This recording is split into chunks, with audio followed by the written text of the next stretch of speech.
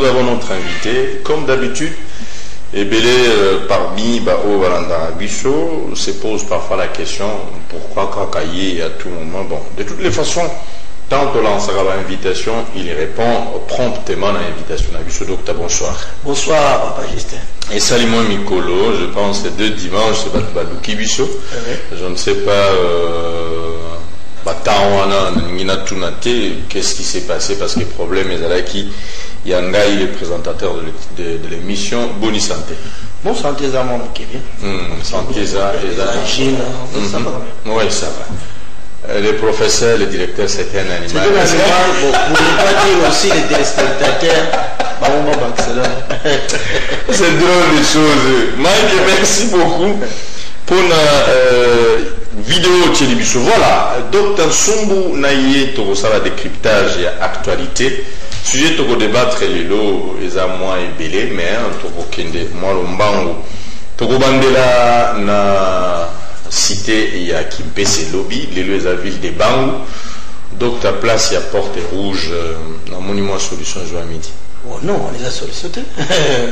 C'est ça, c'est bon, ne pas dire n'importe quoi, on les a sollicités. Et ce moi, j'ai presque ma belé, ma banga, c'est pour ça la presse bon. Mais quand même, sur le front de presse, quand même, remerciement pas à Père Charles, on a initiative, on a laissé maille, mais à ton conseiller, il y a ça là, on les suscité, parce qu'ils ont route nationale numéro 1. Pava ya ngo pa chinois pavé bon lobi na ndako aso pavé par exemple na ba norme ya prince de presse o mama ba remorque ba charge ma case et ça les mara ba norme après biso ça so yebe de tous les fois de aux hôtels ba sala ya ngo mabe alors c'est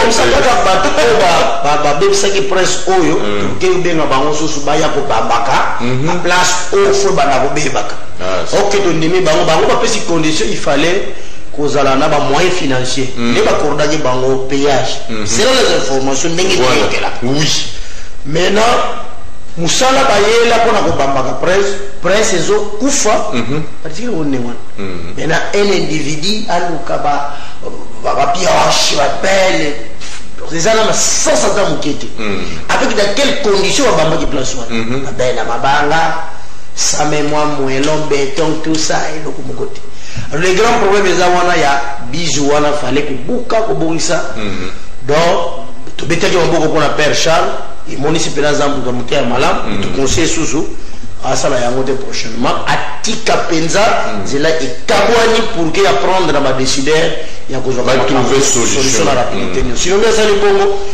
tous les problèmes provisoires au Congo comme à définitif vraiment on commence pas considérant que c'est la salle déjà donc on les a encouragé pour la continuer les mal prochainement Père Charles et Kosazarne les sous la route nationale numéro 1 vraiment nous en fiuma national même pas le gouverneur n'a pas le droit de faire ça c'est les ministres des pays qui vont faire ça voilà merci beaucoup Samuel Ibosso donc je pense Bolandi Likambu Père à Salakieza Malam à mon avis qu'il fallait quoi apporter moi pierre naïe un édifice mais les route nationale numéro 1 d'un docteur Otikoloba. En principe, c'est le gouvernement congolais qui doit s'en charger.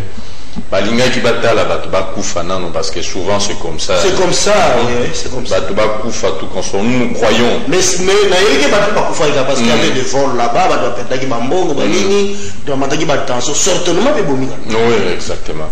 Voilà, tout la problématique qui a la PCR, est-ce que Action, ministre provincial à Sadi, pour toi? Et quand bien même Tolandi Batou Mike Azwaki dans l'interview c'est Peli Action mais yo en tant qu'analyste politique comment tu juges ça Action wana koya kama finalement aucun défi atayo moko je crois moi la politique de basala na bato ma plan mais le souffle la paix toute la paix ba norme d'administration. Si vous avez passe dans Moutema, les ministres ont dit de se relancer là-bas. C'est qui va s'en aller mal. Mais combien de roulages va prison? Ou bien auditeur n'a besoin à enregistrer combien de cas où il va foutre en prison?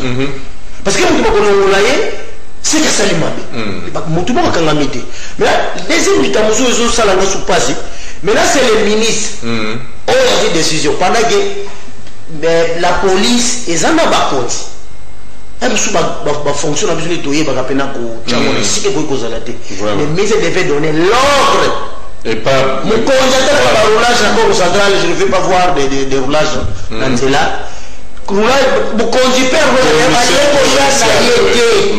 abengi basiati na bango bolongwa na nzela c'est fini sans pourtant mettre des trompettes des tambours des maïgé na la caméra derrière na lepeka ki makabamba banda wati kasambulu ça vraiment mala mususu ba fonction mususu ko assurer ndenge tuzo ko memela ngo zo pesa ndenge tuzo ndenge ni likamba pese au fait eza na demaka musala na bango ndenge na vérifier na ministère de l'intérieur ya ko réguler nzela oui mais en dehors de ça kaka l'état peut après ça qui bango so ngingisa ya ko contrôler ba document ya mituka malgré ndenge basala ngo bango bongo te troisième likambo ya ko enquêter pe ko sala banquête par rapport ya ba accident maintenant ce qui total ana gempesi to sepeli balongoli bango mais ce qui roulage peut appliquer qui penda la norme de choses aller là moto au fait à mon gempesi dit je l'ai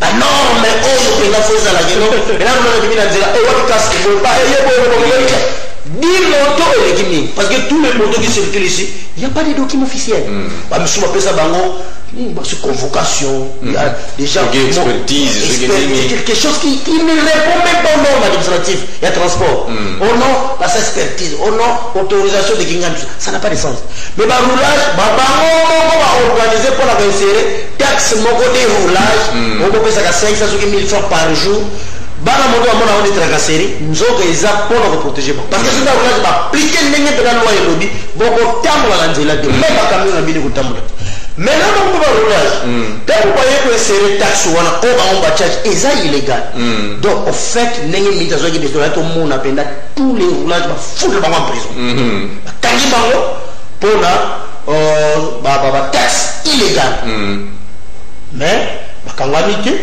ba longoli bango maintenant question que se poser ba mesure o ko landa ko longola bango quand vous accident ça les ministres à prévoir ni à prévoir ces salemi à kilomètre 5 bien à local tout ça à prévoir ni bambouteillage à prévoir il faut dégager nzela donc na bandi ko chauffer mutu mais toutes les façons to ko dimina mu autorité politique ya wala lobaka na ba africain la politique est dominaka na justice et dominaka na administration c'est ce qui est mal c'est ce qui est mal il y a des procédures séparation des pouvoirs entre le ministre de déplace lui-même pas Joseph Kassango a tiré commandant et à la police professionnelle même pour ma cortège donc c'est très difficile mais de toutes les façons to s'appeler pour aller apprendre barolage que faut que ça la moussala avec des normes et des réglementations. Une sorte d'humiliation, c'est comme si. Oui, mais à humilier barolage, c'est bien. Mais là, il y a un ministre pas à humilier. Là, il y a un ministre pas à humilier. Parce que je ne crois pas qu'il y ait des décisions et ça la même 45 jours. Je ne pense pas. Parce qu'il n'y a pas si longtemps, lui-même, les gouverneurs, mais après, départ na bango, batamoto, donc,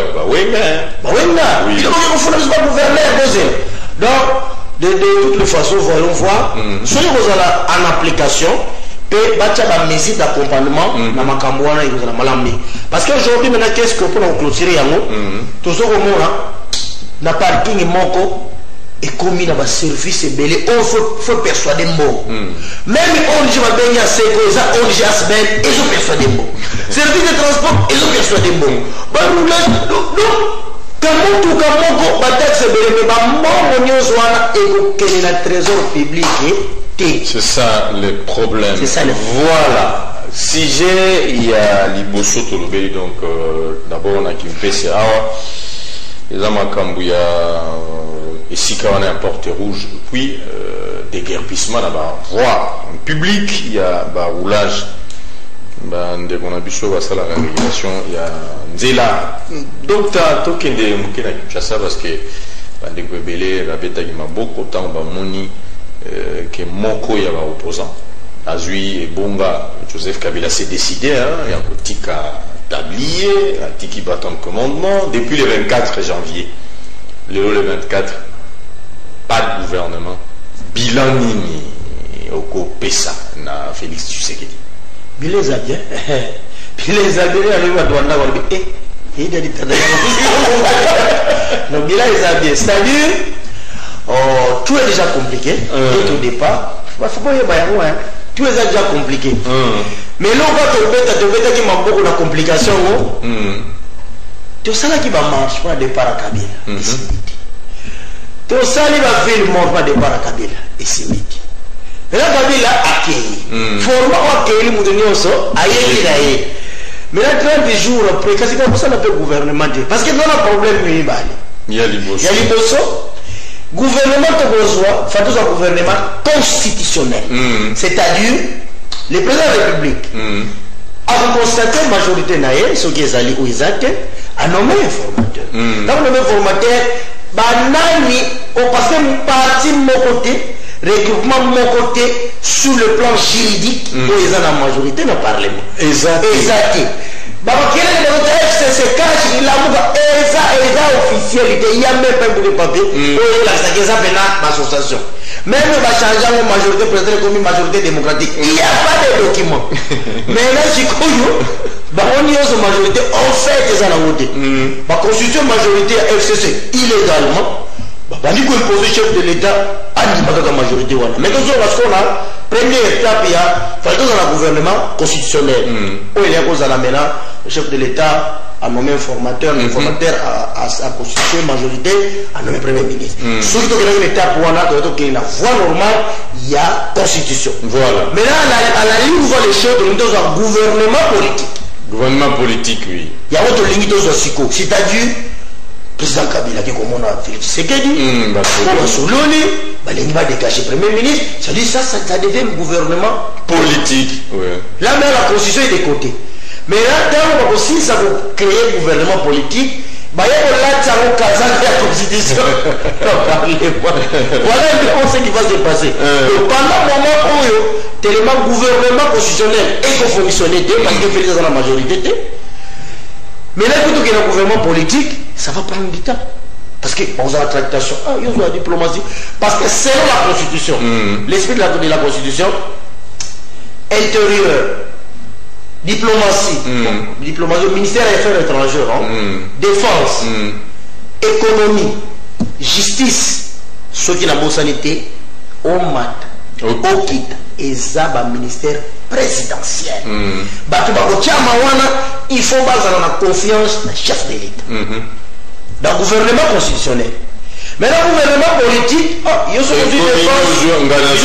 intérieur il y a justice il y a diplomatie on est comme le gouvernement politique mais dans le gouvernement politique la conséquence c'est que l'ingouvernabilité.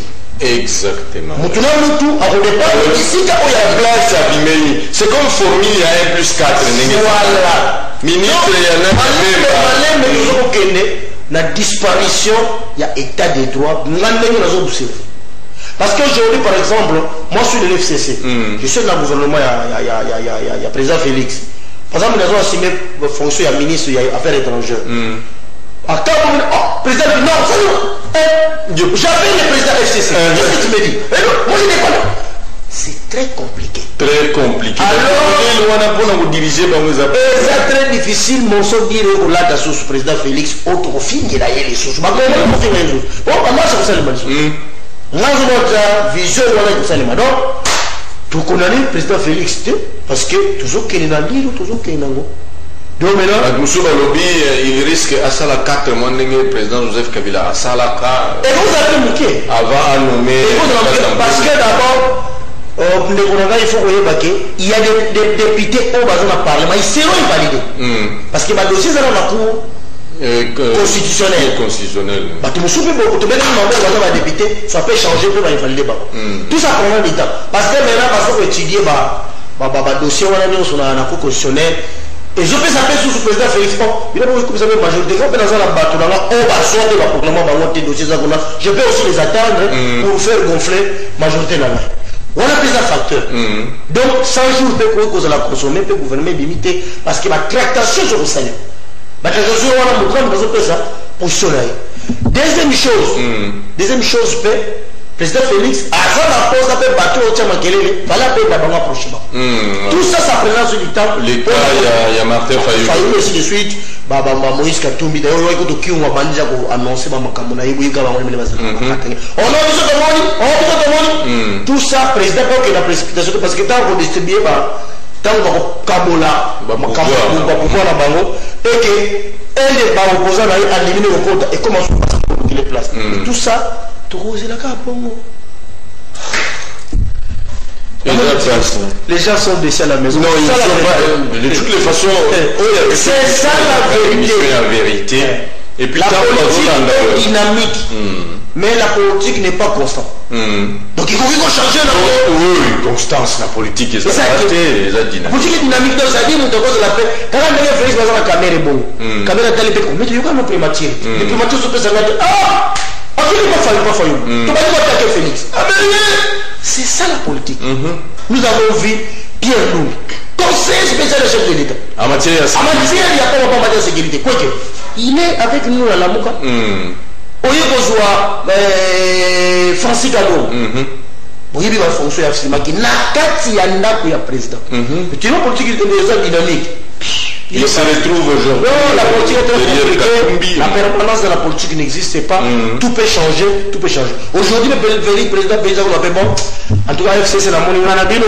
Tout le monde a là-dessous du Parlement. Alors, FCC, Parlement, où la monnaie Ranabino. Tout le monde a mon côté. Et ta dirigeance qui n'a pas dissoudre le Parlement.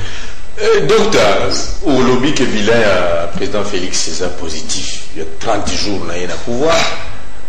Tu fais allusion à 163 000 $, à zone qui a caisse à l'État. Ah! On a le sous-sommet de chauffer 50 moutons. Bon, c'est quoi? Ma béni écoute deuxième Kassavou. Non, c'est trop fort. Montant combien Zouaki? Papa, la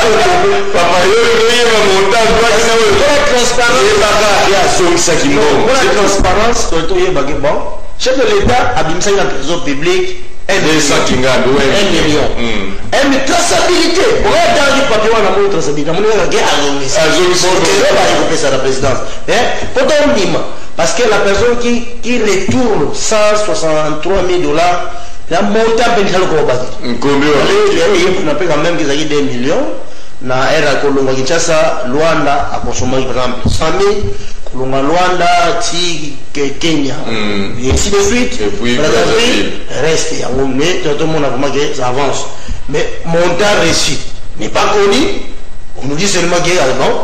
Mais de toutes les façons, le coup la zone Isaki, et ça quand même est bien. Une première, tout le monde deuxième, parce que si quand il y a le coup la zone Isaki, bah, la zone Isaki, hôtel a sanctionné, parce que le Congo c'est la sanction. Ouais, sanction non. Frère d'émission, ministre, tout ça. Mais le problème, il faut docteur, discours né à lobby, à la poste, à comme chien de chasse, qui est à l'anda, tout consort, c'est comme si à un problème, tout le monde a des problèmes, tout consort. C'est ça le problème, non? Non. Mon frère, tu sais, ce n'est pas dit chasse à l'homme et que ça. Non. Il y a des choses qu'on doit suivre avec beaucoup de sérieux pour que la vérité me soutienne. Vous comprenez, le président Kabila a dit que mon ennemi, c'est-à-dire, le travail le président Kabila en 2001, en plein mandat aussi, le président Kabila a travaillé vraiment dans le gouvernement ou la normalité. Gouvernement de cohabitation, gouvernement de coalition nationale, gouvernement d'union nationale. Je comprends. Son président a dit, Nathalie Pébino nous entoure dans 15 pays mondiaux. Le président a déjà caché quelque chose de mauvais signe. Vous comprenez? Alors, vu la cohabitation, on la peine à casser parce que par exemple, tu as détourné pour moi, ministre, pas détourné. Attendez, il écoute parti na ye mutu et comme ça qui est dans le gouvernement. Donc c'est tout un procédure. Atika ndemo. Mais Félix maintenant c'est autre chose. Et là côté là yo, mon SNL va payer ça yo pour nos ba cabine sont monter. Tu remets cet argent sinon tu seras arrêté. Mais rapidement vous ça yo. Ah wato yo qui na biso ba sanctionner ba na Union européenne, il paraît que bato nyonso na ba sanctionner mboko ba bloquer na ezadia autour de 30 milliards de dollars. Ah, les maintenant il faut libre tanga ba ko ba awa tu mo wana faisons. Ba kangi yo ozongisi le film ba tiki yo. Là on façon de générer la mission ba ko kangate, ba ko sanctionner ce que autres ont déploré la régime du président Kabila. Félix Sango, Félix, pourquoi tu as crié? Le président est obligé. Ceux qui nous ont dit que la JC ça a fonctionné. Voilà, le peuple d'abord, le discours, le peuple d'abord, les écoutes, il était mes bateaux, il scandé derrière lui. Je pense que le peuple ne se retrouve pas 30 jours après. Pour Nabango, ils allaient qui, l'élo à côté, lobby dollar, il faut quitter. Non, c'est-à-dire,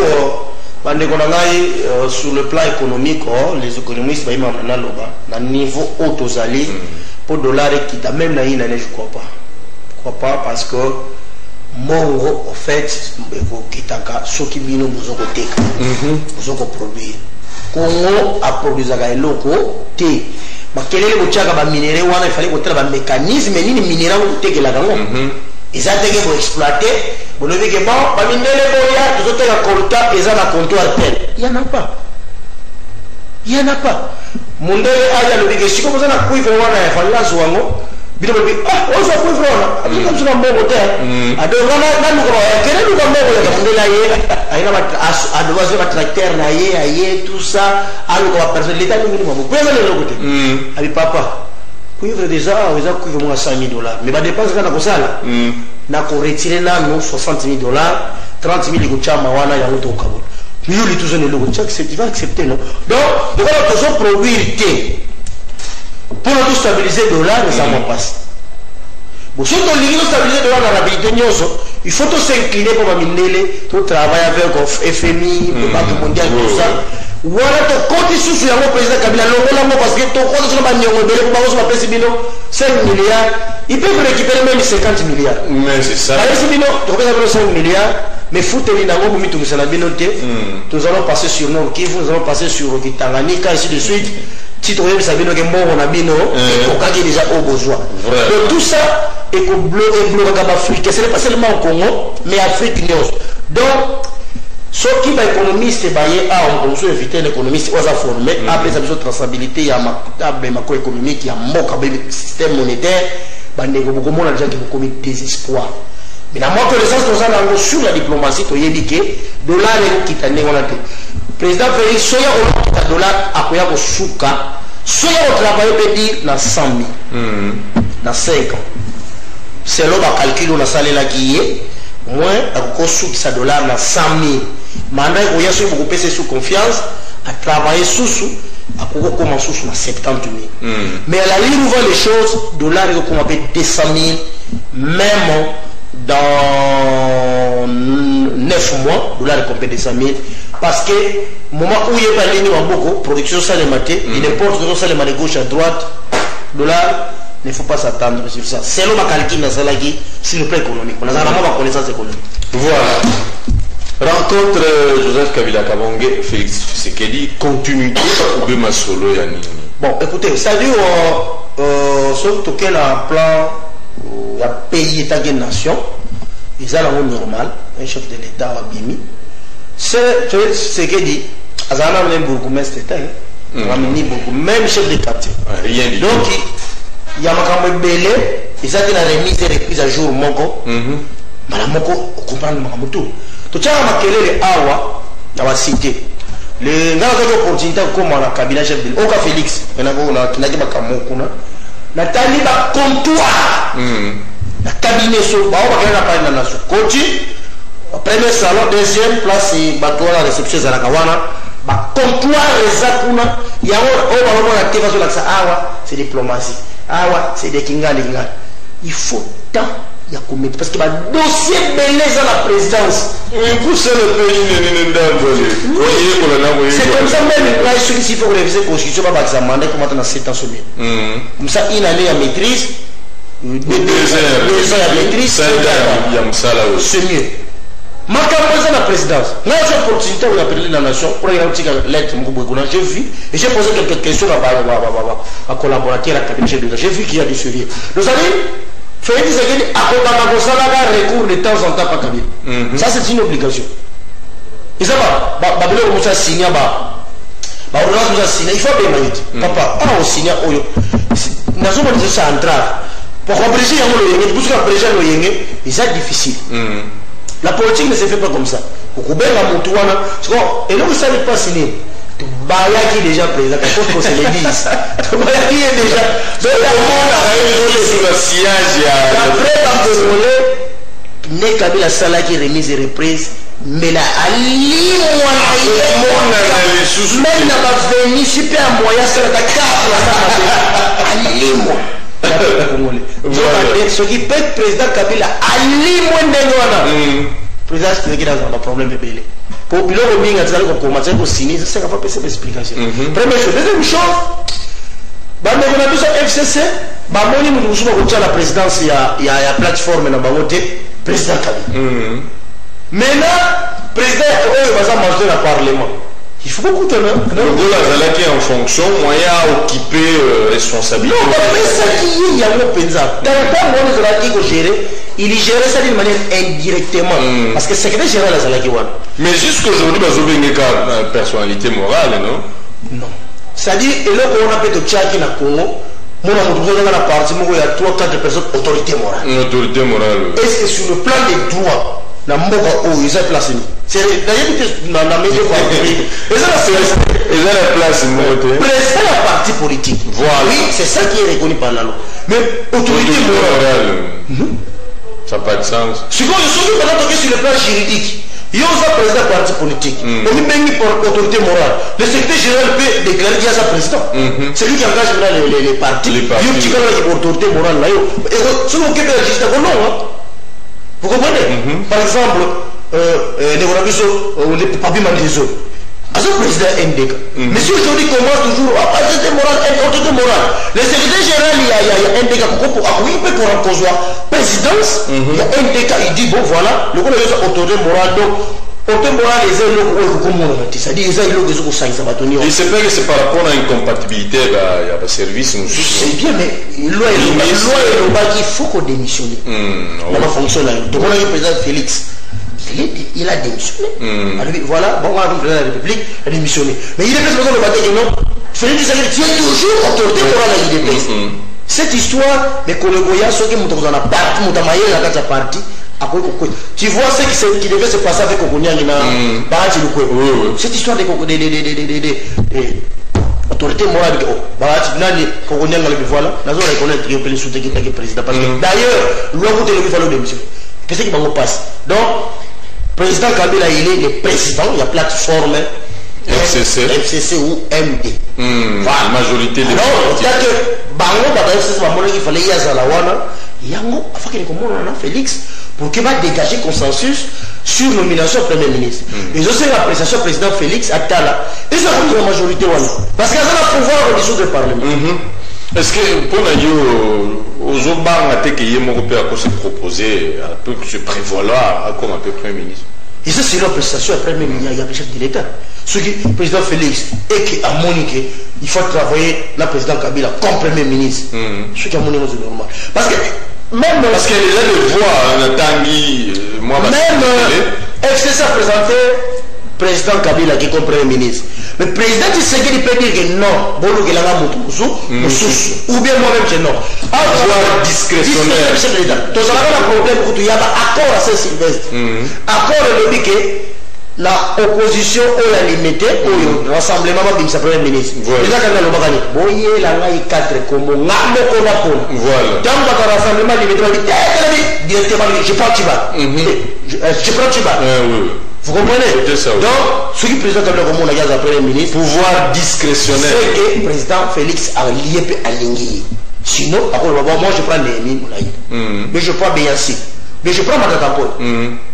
Je prends Matatampon. Donc, possibilité, mais ceux qui ont limité, ils ont pouvoir na discrétionnaire andimi na yebongo c'est quoi le problème débat est commis à la accolade c'est comme si en ce moment c'est comme si non l'accolade voilà photo souligner le roi oui tu sais quand la présidente de la République ils ont dit sécuritaire ils ont le moko bato mosu basignaka ngo akufaka wana comprenez le temps de ça les remises et reprises ok il faut la salaire non je suis toujours à côté de toi nazo sepela na yo mais président Tshisekedi le président Kabila bon ex-président Kabila a continué na ndako ya pays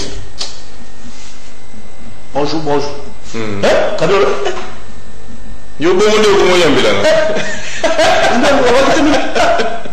et puis c'est inquiété toza na expérience ya Sassou Nguesso na Lisuba tu sais que Lisuba alala awana mpiokolo donc était ya biso to bakisa ba commentaire rebellé sur les accolades du président Tshisekedi président Kabila azogumba mande trop et le bas joli non azogumba trop mais Kabila yebi ke wana chef de l'état Kabila yebi attends de faire Tshisekedi ayandele refugama mais il sait que oh le chef de l'état il faut voilà ndaiti na balabala côté na mutuka système iné on est comme on y a ma capacité de faire un pays laïque qui ressemble à la mine le président Félix a dit mais na Philadelphie peut-être que ça va éducation église na bango cause la moi na nzango talisa peka boli en profondeur na côté lié peut-être dans ma sens mais je sais que moi je sais que l'état-major de l'État pense avec beaucoup de réserves parce que 30 jours après dans l'appareil sécuritaire Kabila a des pions dans l'appareil diplomatique Kabila a des pions donc on a un peu comme il y il peut aussi changer il donne l'ordre le fait que les choses tournent le pays devient gouvernable le fait qu'il doit avoir des manières des moyens si le président Kabila il a des ambitions il peut comprendre le président qui a tiré sur beaucoup vraiment après à lâcher mais à tout moment là pour te citer docteur avenir politique hier de ces hommes avenir politique hier de ces biens à condition que le président Félix a déjà bien avenir politique à Congo comme Mabé de tous les autres dépendre de la président Félix c'est tout il y a la carte Nyons actuellement ce qui est bon ce qui peut bon c'est toujours celui donc à venir ils sont sombres parce que tu as un gouvernement parce que dans totalité banane va travailler tu as un même monseigneur a tiki après ça qui biso archevêque à Kinshasa mon médiocre et les médiocres on les connaît banane on va faire comment médiocre et c'est le gouvernement on te c'est ça et le plan se retourne dans son retour dans le bazooka ah venir les commissaires pour le moment ils en ont bien ce que le président Félix c'est qu'il tient bien mais ils en ont flou ce que le président c'est qu'il tient bien flou vous comprenez maintenant je me pose la question docteur Batou Oyo Bazana Assemblée après ça bango 8 jours certainement ici les gars déjà oui bango nyonso baza na ba fonction incompatible ministre azape député national parce que maintenant là il faut choisir l'assemblée on ne sait pas gouvernement kozala et kozala groupe kozala té parce que si qu'on fallait pas démissionner mais continue à travailler papa mon frère nous sommes au Congo respect des textes de la Gadang dureté vous avez un ministre 2011 jusqu'à 2018 ministre il est toujours honorable ministre à quelle phase à suppliant c'est juste phase vous comprenez c'est-à-dire quoi quand on connaît tout droit bako démissionner na bango ils seront là bakoser la reconduction na ba reconduire à l'obiba yo suppliant yaka ozawana chia ozala signature ta moko te donc avant voter loi avant sur la président parti na yeba ba chef chimo eloko nini yo ngana ko raisonner leo pour si nous mettons mon qui va siffler belé va remplacer qui va ministre mais les bazui va avantage belé vraiment parce que même sous bazaka na passe donc la évi que nous avons appliqué une somme au Congo de les Congo fonctionnent vous comprenez bien mon va pena abaki atteindre combat que ponge ministre intérieur une fois dans le parlement jamais voilà un peu donc c'est difficile aussi ça na makambo Fayulu azosala est-ce que ça va venir vraiment bon c'est-à-dire le président Fayulu Sainte-Thérèse Tembo Goma Bandundu Lobi Matadi voilà c'est-à-dire so moni même le gouvernement en place azo qui peut péka makamangote c'est normal à ça la ndengwana tu sais format élection na monsieur Salemela qui président Fayulu faut que ticket là est à se défouler pour que ba benga iboyaka tu es là porte-parole il y a opposition porte-parole opposition azo ko jouir même fonctionnaire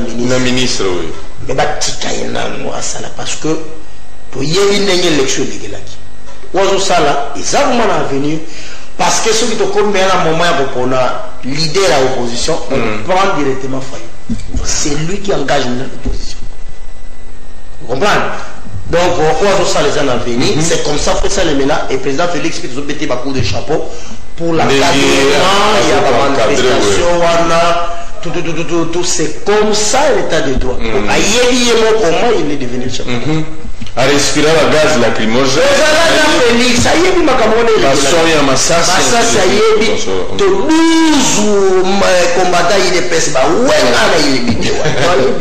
vraiment. Merci beaucoup, docteur. Je pense aux gens à 1 minute et 30 secondes pour nous expliquer.